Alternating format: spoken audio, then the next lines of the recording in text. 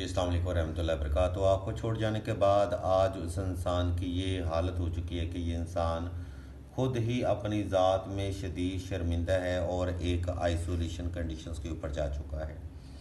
Isolation में जाना ही इसका बनता था, एहसास तन्हाई ही इसके मुकद्दर में होनी चाहिए थी, क्योंकि इस इंसान ने जो अपने माजी में कांड किए हैं, खाली इस इंसान ने आपकी ज़िंदगी तो बर्बाद नहीं की, बहुत सारे और लोगों की भी ज़िंदगी इसने इसी मोहब्बत का झांसा देकर ख़राब की थी। तो आज शायद एक कार्मिक कंडीशन या एक रियलाइजेशन की एक एनर्जी जो है वो आपके पार्टनर के ऊपर मौजूद है, जिसकी वजह से ये इंसान आज अपने किए के ऊपर शदीद शर्मिंदा है।